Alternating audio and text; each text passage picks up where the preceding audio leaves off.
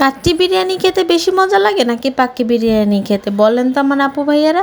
আসসালামু আলাইকুম সবাইকে, কেমন আছেন সবাই? চলে আসলাম আরেকটি নতুন ভিডিও নিয়ে। আজকে আমি এখানে পাক্কি বিরিয়ানি রান্না করব, সেজন্য এখানে 2 কেজি থেকে একটু কম আছে গোস্ত নিয়ে নিয়েছি। এখন এটাকে সব মশলা দিয়ে ম্যারিনেশন করব। এখানে আমি প্রথমে দিয়ে দিচ্ছি হচ্ছে আদা বাটা, আদা রসুন বাটা দুইটা একসাথে একটু বেশি পরিমাণে করেই দিচ্ছি। আমি আসলে আমার নিজের মন মতন করে রান্না করছি, সেটাই আপনাদের সাথে শেয়ার করছি। তারপর এখানে দিয়ে দিলাম হচ্ছে ধনিয়ার গুঁড়া, তারপর দিলাম হচ্ছে শুকনো মরিচের গুঁড়া, তারপর স্বাদ মতো লবণ, আর এখন দিয়ে দিব হচ্ছে টক দই। টক দইটাকে একটু পানি সহ ভালো মতন ফেটে নিয়েছি। এখন এটাকে হাত দিয়ে একদম ভালো মতন ম্যারিনেশন করব। অবশ্যই হাত দিয়ে ম্যারিনেশন করবেন, কারণ হাত দিয়ে কিন্তু ম্যারিনেশন করলে সেই জিনিসের কিন্তু একদম মানে গোস্তের সাথে সাথে মশলাটা ঢুকে যায়, আর খেতে কিন্তু এটার স্বাদটাই অন্যরকম লাগে। এখন আমি এটাকে কিছুক্ষণের জন্য একটু রেখে দিব, যাতে মশলাটা একটু ভালো মতন গোস্তের সাথে ঢুকে যায়।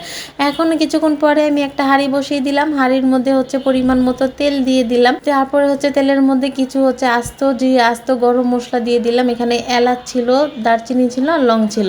এখন দিয়ে তার মধ্যে এখানে পরিমাণ মতন দিয়ে দিলাম হচ্ছে পেঁয়াজটাকে একটু ভালো মতন ভেজে নিব, যতক্ষণ না পর্যন্ত একটু হালকা লালচে হয়ে যায়। লাল লাল করে এটাকে ভেজে নিচ্ছি। ভালো মতন ভাজার পরে আমি যে গোস্তটাকে একটু ম্যারিনেশন করে রেখেছিলাম, অনেকখানি পানি উঠেছে, এখন সেটা সহই এখানে দিয়ে দিলাম। ভালো মতন দিয়ে দেবো, মশলা কিন্তু একটুও ফেলা যাবে না। এখন এটাকে দিয়ে তারপর আমি এখন ভালো মতন এটাকে মিশিয়ে নিব। একদম ভালো মতন পেঁয়াজের সাথে বেশ কিছুক্ষণ কষিয়ে নেব।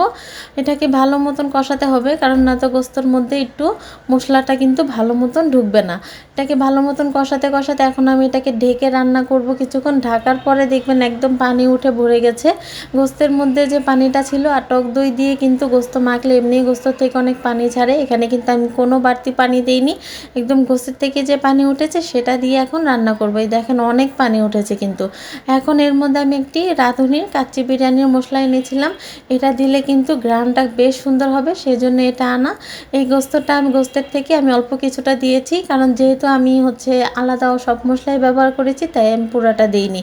এখন এটাকে দিয়ে আবার ঢেকে দিলাম। ঢেকে 10 মিনিট রান্না করার পর দেখেন কালারটা মাশাআল্লাহ কি সুন্দর হয়েছে। পানিটা একটু শুকিয়ে শুকিয়ে এসেছে। এখন এর মধ্যে আমি দিয়ে দিব হচ্ছে 1 গ্লাসের মতন উষ্ণ গরম দুধ।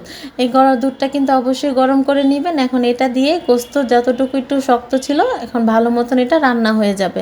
আর গোস্তটা পুরো রান্না না করলেও হবে, কারণ আমরা তো পরে যখন চালের সাথে দমে দিব তখন কিন্তু হয়ে যাবে।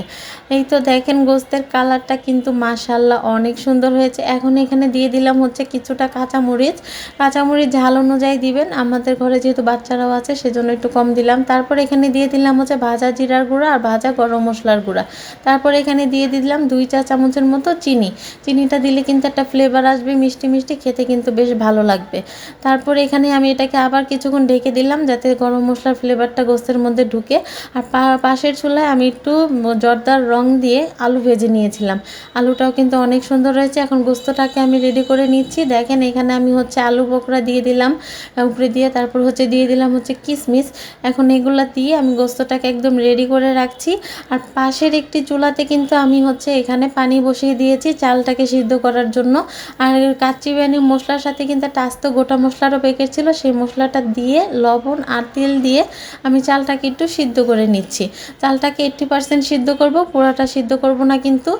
এই তো আমি এখন চালটাকে সিদ্ধ হতে দিয়ে আমি গোস্তটাকে একটু কাজ করে নিব।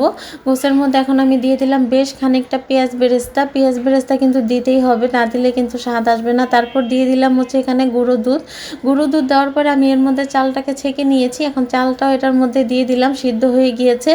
দিয়ে এখন সুন্দরভাবে এটাকে সাজিয়ে নিব, একদম সমান করে দিয়ে উপর দিয়ে এখন আমি একটি গ্লাসের মধ্যে দুধের সাথে একটু জর্দার রং মিশিয়ে নিয়েছিলাম। এখন জাস্ট এটা হচ্ছে, এটা আপনাদের না মন চালে না দিবেন, কিন্তু এটা আমি দিয়েছি সুন্দর ডেকোরেশনের জন্য। কিছুটা চাল একটু হলুদ হবে আর সুন্দর লাগবে দেখতে। এখন উপরে দিয়েছি হচ্ছে আবার কিছু দিয়ে দিলাম হচ্ছে কিশমিশ আর আলু বকরা। তারপর দিয়ে দিলাম হচ্ছে এখানে দিয়ে দিব পেঁয়াজ বেরেস্তা। এগুলা দিয়ে এখন আমি এটাকে 20 মিনিটের মতন দম দমে ঢেকে রাখবো। আপনারা যদি এইভাবে রান্না করেন না, কেউ বুঝতেই পারবে না এটা পাক্কি বিরিয়ানি নাকি কাচ্চি বিরিয়ানি। যেহেতু আমি গোস্তটা রান্না করে নিয়েছি, এটা পাক্কি বিরিয়ানি, কিন্তু কাউকে না বললে সে বুঝতেই পারবে না যে এটা পাক্কি নাকি কাচ্চি। এই তো এখন গরম গরম একদম পরিবেশন করছি, আর এটা এতটাই মজা হয়েছিল, যারা খেয়েছে কেউ কিন্তু বুঝতেই পারেনি এটা কাচ্চি নাকি পাক্কি। আসলে গ্যাসের চুলায় আমাদের যাদের কয়লা নেই তারা কিন্তু এভাবে করেই কাচ্চি বিরিয়ানিটা রান্না করতে হবে, কিছুই করার নেই। মাশাআল্লাহ বেশ মজা হয়েছিল। আপনাদের কাছে কেমন লাগলো অবশ্যই জানাবেন। আল্লাহ হাফেজ।